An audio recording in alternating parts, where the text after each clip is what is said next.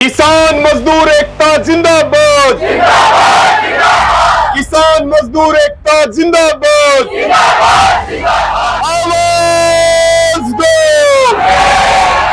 आवाज दो।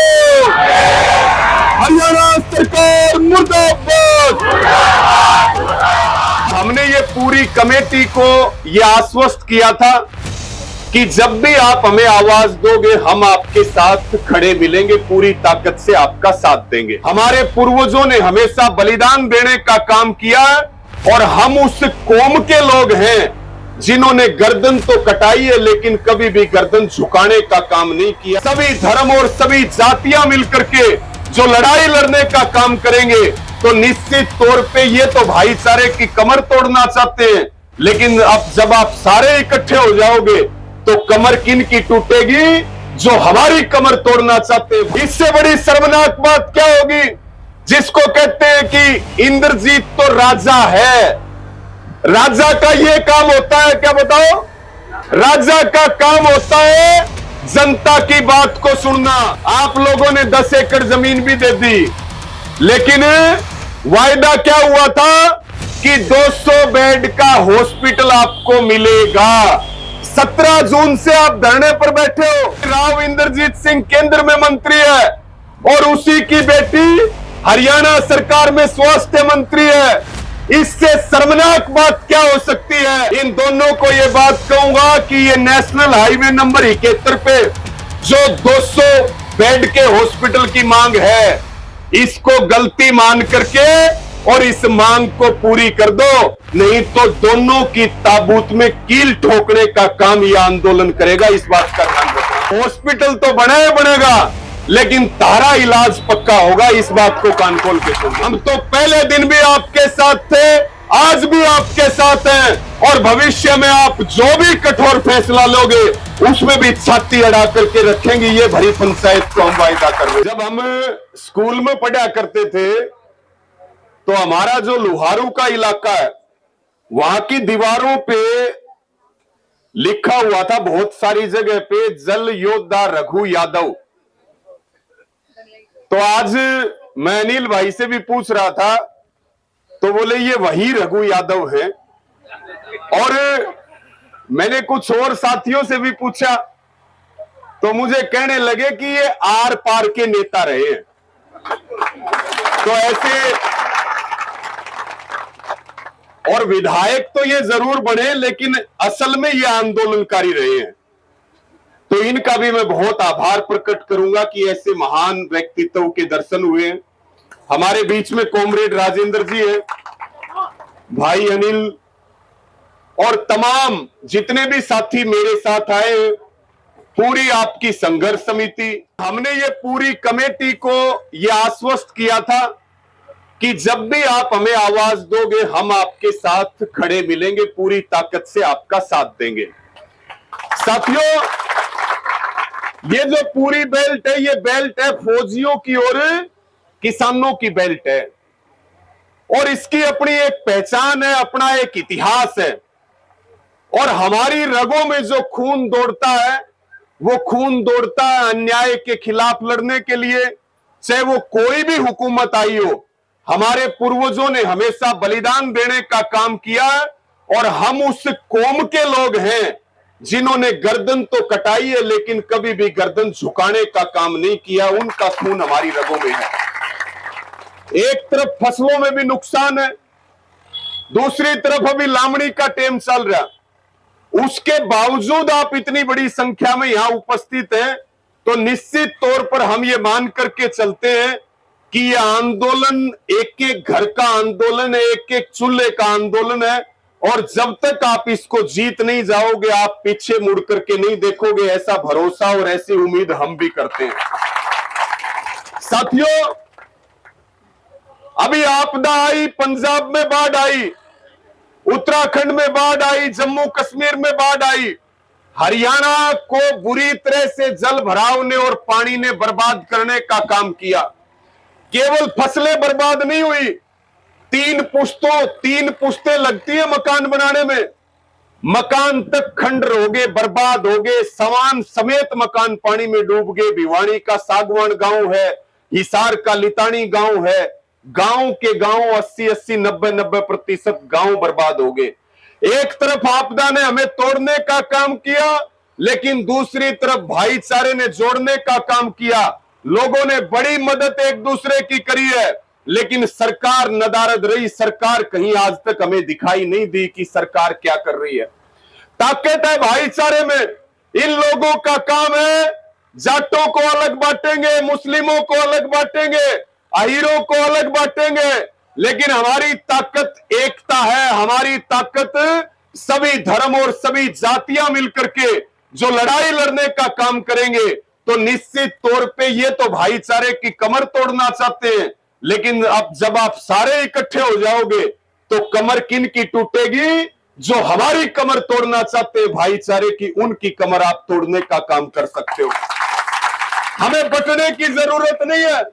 जब तकलीफ होगी तो हम लोग एक दूसरे के काम आते हैं। कोई पॉलिटिकल पार्टी वाला या कोई सरकार वाला या कोई भाजपा वाला काम आता है क्या? एक बार हाथ उठा करके बताओ।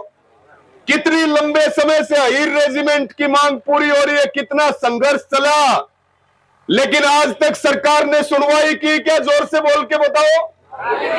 कोई सुनवाई नहीं की। क्या चाहिए? सिर्फ और सिर्फ वोट चाहिए। वोट लेकर के हमें लूटने का काम करेंगे, हमें ठगने का काम करेंगे। इससे बड़ी शर्मनाक बात क्या होगी? जिसको कहते हैं कि इंद्रजीत तो राजा है। राजा का ये काम होता है क्या? बताओ। राजा का काम होता है जनता की बात को सुनना। और मैंने तो वो रिकॉर्डिंग सुनी थी जिसमें अनिल भाई से बातचीत हो रही थी कि आप हमें ये 10 एकड़ जमीन दे दो। किसके लिए? डिग्गी बनाने के लिए। कि भाई डिग्गी बनाने के लिए 10 एकड़ जमीन दे दो। आप लोगों ने 10 एकड़ जमीन भी दे दी, लेकिन वायदा क्या हुआ था कि 200 बेड का हॉस्पिटल आपको मिलेगा। 17 जून से आप धरने पर बैठे हो, और इसी धरने पर ये राम मेहर सिंह जी 29 जून को शहीद हुए। आपके खिलाफ राव इंद्रजीत ने साजिश की, गांव गांव में भाईचारा तोड़ने की कोशिश की, सारे काम करके देख लिए, लेकिन आज तक भी सफल नहीं हुआ, क्योंकि आपकी एकता है। आपकी एकता के आगे वो उसकी सारी साजिश फेल होगी राव इंद्रजीत सिंह की। साथियों, गंभीर बात यह है कि राव इंद्रजीत सिंह केंद्र में मंत्री है और उसी की बेटी हरियाणा सरकार में स्वास्थ्य मंत्री है। इससे शर्मनाक बात क्या हो सकती है कि स्वास्थ्य मंत्री जो है उसी के इलाके में लोग जून से धरने के ऊपर बैठे हैं, एक हॉस्पिटल तक नहीं बना पा रहे हैं। तो फिर ये बताइए कि इनकी किसी बात के ऊपर भरोसा किया जा सकता है क्या? किसी बात को माना जा सकता है क्या? राव इंद्रजीत सिंह ने जुबान दी थी कि हम 200 बेड का हॉस्पिटल बनाएंगे, और न्यू का आग्रह, भाई जिसकी जुबान नहीं होती ना, वो आदमी समाज में बैठने के लायक नहीं होता। तो राव इंद्रजीत तो भाईचारे में बैठने वाला आदमी भी नहीं है, क्योंकि वो मेरा झूठा है। और झूठे आदमी को कोई बैठने देता है क्या? और उसी की बेटी मंत्री। मैं ज्यादा तो नहीं कहूंगा, लेकिन इतनी बात कहूंगा, राव इंद्रजीत को भी और उनकी बेटी जो राव आरती है, इन दोनों को यह बात कहूंगा कि ये नेशनल हाईवे नंबर 71 पे जो 200 बेड के हॉस्पिटल की मांग है, इसको गलती मान करके और इस मांग को पूरी कर दो, नहीं तो दोनों की ताबूत में कील ठोकने का काम यह आंदोलन करेगा। इस बात का ध्यान रखना। और यह बिल्कुल ठीक बात है कि आपको आंदोलन पूरे इलाके का बनाना पड़ेगा। हॉस्पिटल की जरूरत पूरे इलाके को है, हॉस्पिटल की जरूरत पूरे क्षेत्र को है। आप गांव गांव में जाते हो, अभी कैंडल मार्च में रोज सोशल मीडिया पे देखता रहता हूं। ये जो कमेटी बन रही, इसने संघर्ष करने में कोई कमी नहीं छोड़ रखी।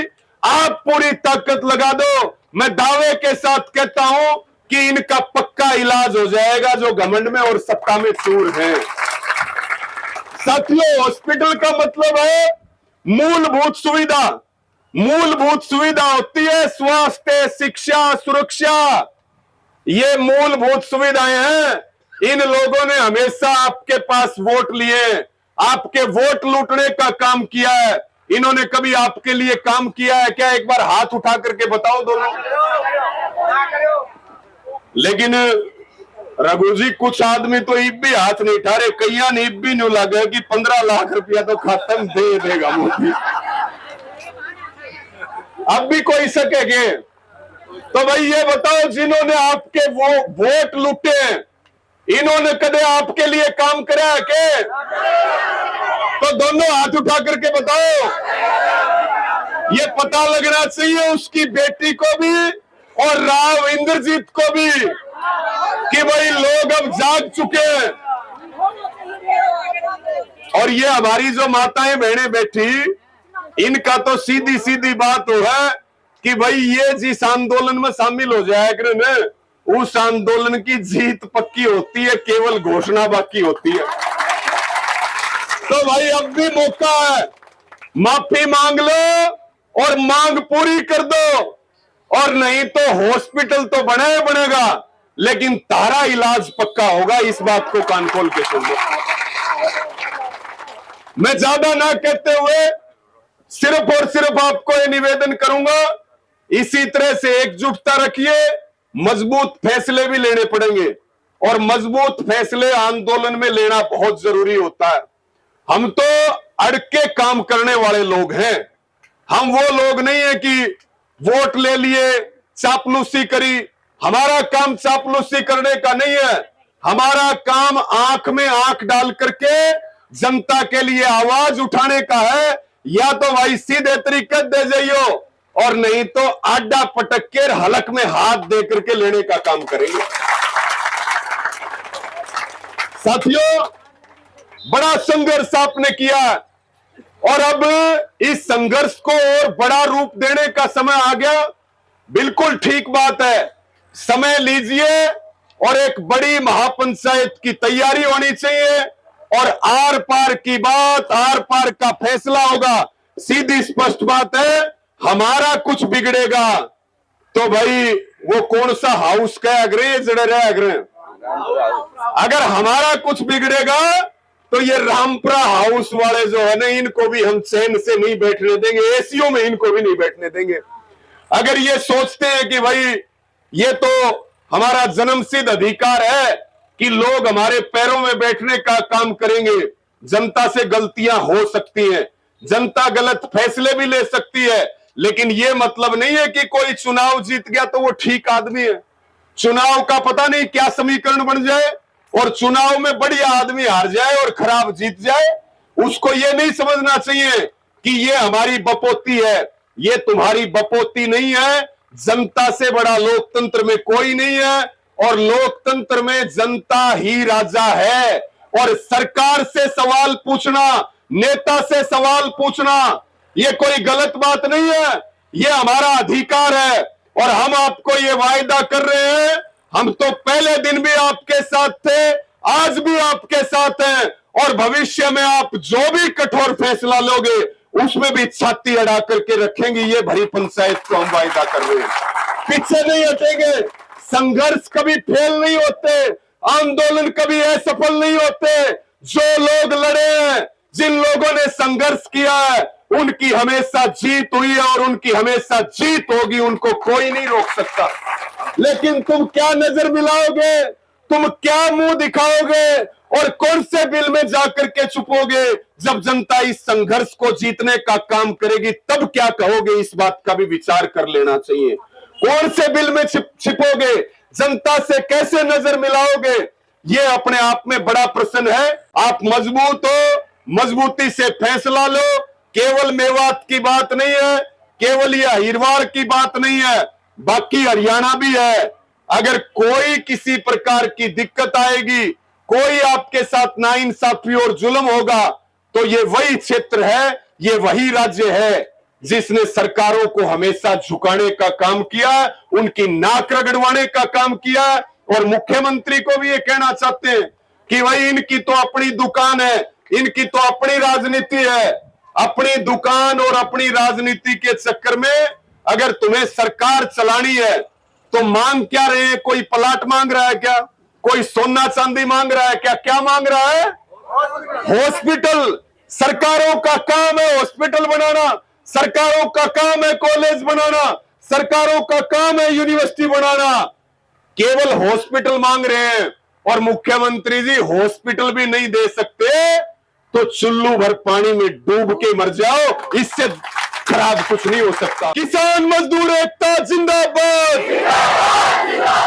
आवाज दो, आवाज दो। हरियाणा सरकार मुर्दाबाद, हरियाणा सरकार मुर्दाबाद। 200 बेड के हॉस्पिटल की मांग पूरी करो, हमारी मांग पूरी करो, हमारी एकता जिंदाबाद, हमारी एकता जिंदाबाद।